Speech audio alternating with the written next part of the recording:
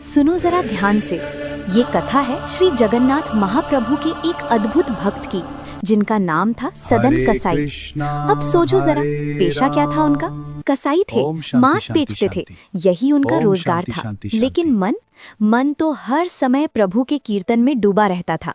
तराजू एक हाथ में और होठों पर हरि नाम, मांस तौलते जाते और हरे कृष्ण हरे राम गाते जाते। ऐसा अनोखा संगम शायद ही कहीं देखने को मिले।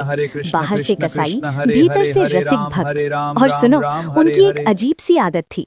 जिस जगह लोग बाट रखते हैं तराजू पर, वहां वे अनजाने में शालिग्राम जी को रखकर मांस तौलते थे।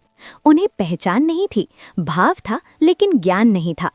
एक दिन क्या हुआ, एक महात्मा उधर से गुजर रहे थे, नाक पर कपड़ा रखे हुए, क्योंकि मांस की दुकान थी। लेकिन जैसे ही उनकी नजर तराजू पर पड़ी, वे ठिठक गए, उनकी आंखें फैल गईं।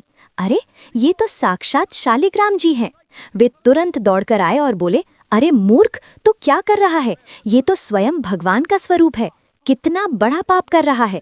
सदन घबरा गए, हाथ जोड़कर बोले, महाराज, मुझसे भूल हो गई, मैं तो पहचान ही नहीं पाया, मुझे क्षमा करें।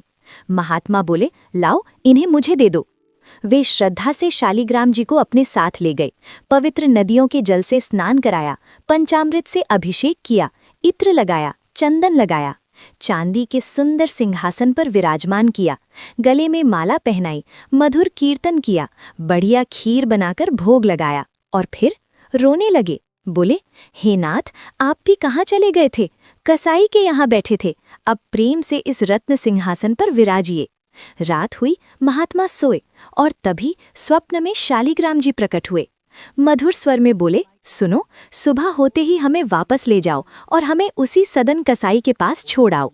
सुबह हुई, महात्मा बेचैन थे। बोले, प्रभु, वहां तो वो मांस बेचता है, आपको तराजू में रख कर तौलता है, आपको भार बनाकर उपयोग करता है, मैं आपको वहां कैसे छोड़ाऊं? ये तो वेद विरुद्ध है, शास्त्र विरुद्ध है, वहां न पवित्रता न शुद्धता, वो तो महापापी है। पर ठाकुर जी मुस्कुराए और बड़े करुण स्वर में बोले, कहीं हमें स्नान में सुख मिलता है, कहीं सिंहासन पर बैठने में, कहीं सुंदर भोग में, कहीं माला पहनने में, लेकिन सदन कसाई के यहाँ हमें लुढ़कने में सुख मिलता है। सोचो जरा, प्रभु क्या कह रहे हैं। जब वो हमें तराजू में रखकर तौलता है, ठाकुर जी बोले, और हम इधर उधर लोटपोट होते हैं, तब वो कीर्तन गाता है।